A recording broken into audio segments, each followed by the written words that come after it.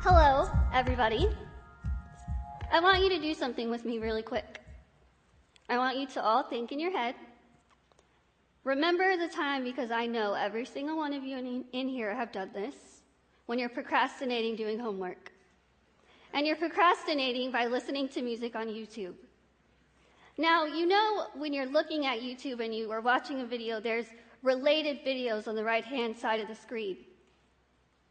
I want you to imagine that you're listening to some random song, and you see a little picture on the right-hand side that looks pretty familiar. So you click on it, and what you see is something that will change your entire life. Imagine if you clicked on the video, and you realized that somebody posted a video of you and labeled it the world's ugliest woman or man. Think for a second. How would you feel? How do you think somebody would feel if they found that?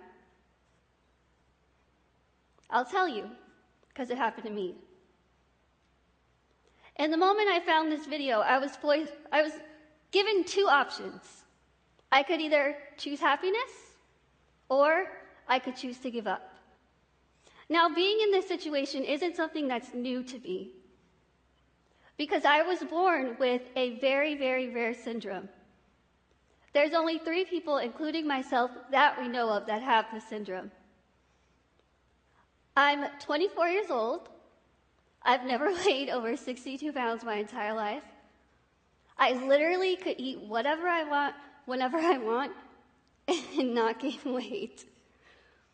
Now, it might sound pretty amazing. It is. Just be honest. But I am so small, and I look very different from other people. So as you can imagine, when people see me and they've never heard my story, they don't know who I am, they know nothing about me, they see me and they think, what's wrong with that girl? What eating disorder does she have? Why is she so skinny? From the second I was born, the doctors prepared my parents to expect absolutely nothing out of me. They said I wouldn't come out crying. They said I would never talk, I would never walk, I would never crawl. I would literally accomplish nothing in my life. And my parents said, you know what? We're going to take her home, we're going to love her, and we're going to raise her as best as we can.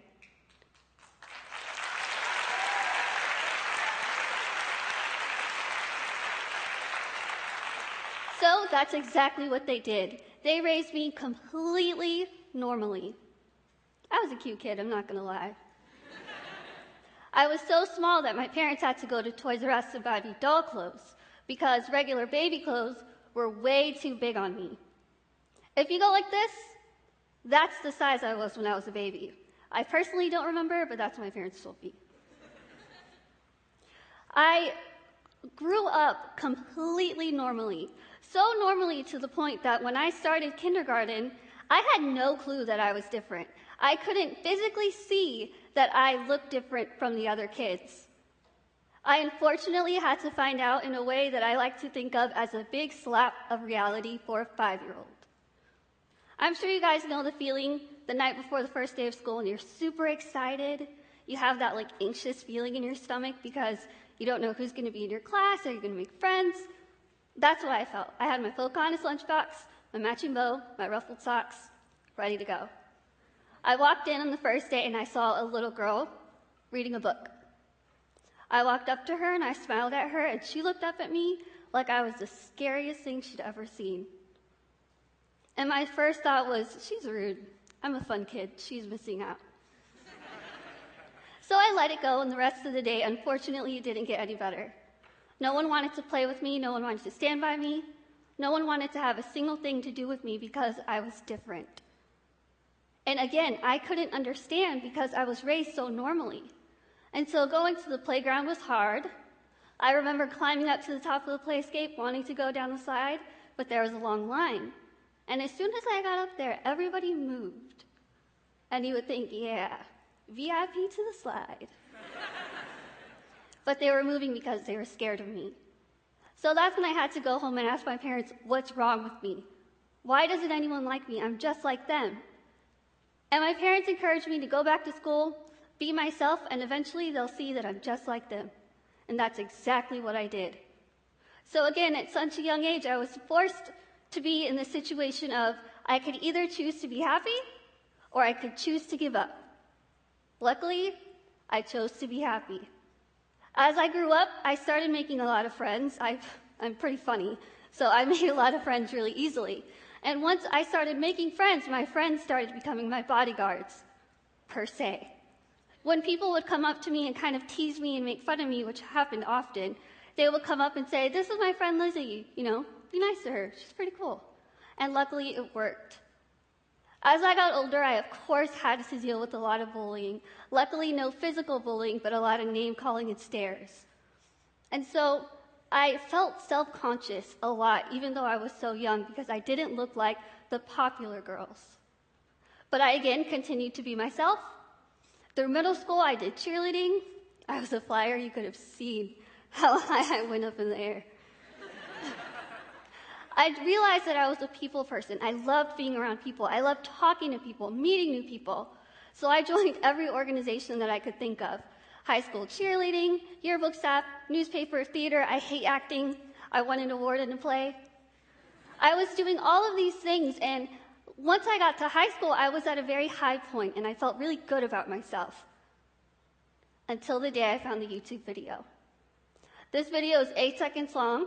It had no sound. It had over 4 million views to this one video that was 8 seconds long. I scrolled down, and there were thousands of comments on it telling me I should kill myself. If people see my face, they would go blind.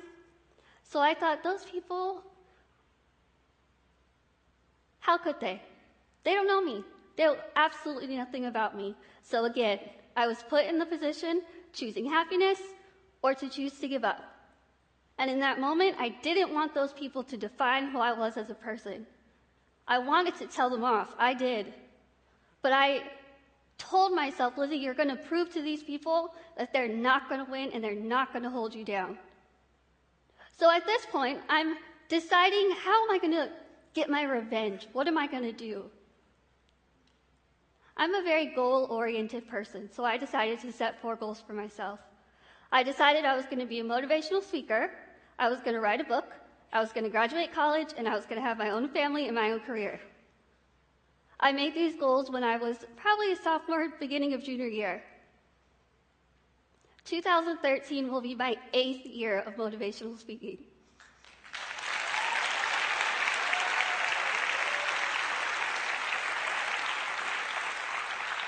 I told myself I wanted to write a book.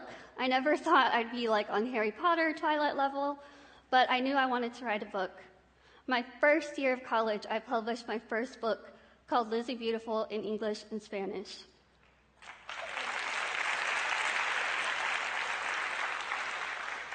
I never thought it would happen, but I ended up writing my second book, and it came out this past October, called Be Beautiful, Be You. A couple days ago, I got an email from my publishing house with the release date for my 3rd book.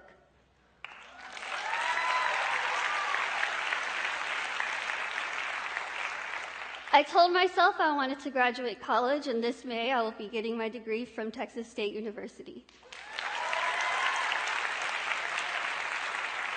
My 4th goal is to have my own family and my own career. The family part, down the line.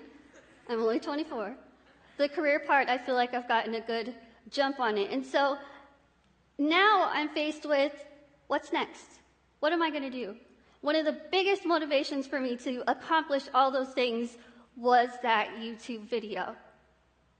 Every time I was sad, every time I doubted myself, you may think this sounds kind of crazy and you're thinking, why? I would go back to that video and I would look at every comment, every hateful comment, and it was fuel to my fire to keep going. Every nasty comment made me want to work even harder. Even harder. It's kind of funny timing because my mom said, well, your goals are pretty much going to be all done. What are you going to do now? Are you going to take a rest? And I said, no, are you kidding? Why would I waste my time? My next goals are going to be even bigger. But that bad video was finally taken down. So I thought, great, things are looking up. Life is pretty good. This past Sunday, as I was preparing for this speech, I started getting a lot of Twitter notifications. And when that happens, my heart sinks because I never know if it's something bad. Unfortunately, it was something bad. Somebody else posted another bad video of me. This person had over 1 million subscribers to his channel. He Googled my name in his video, had horrifying music playing when the search came up, and all of his subscribers started Googling me and sending me really hateful things. My dad's always told us you could have your one good cry, and then you have to pick your chin up, smile, and move on to the positive. I had my one good cry, I smiled, and I said, what great accomplishment is this video going to lead to?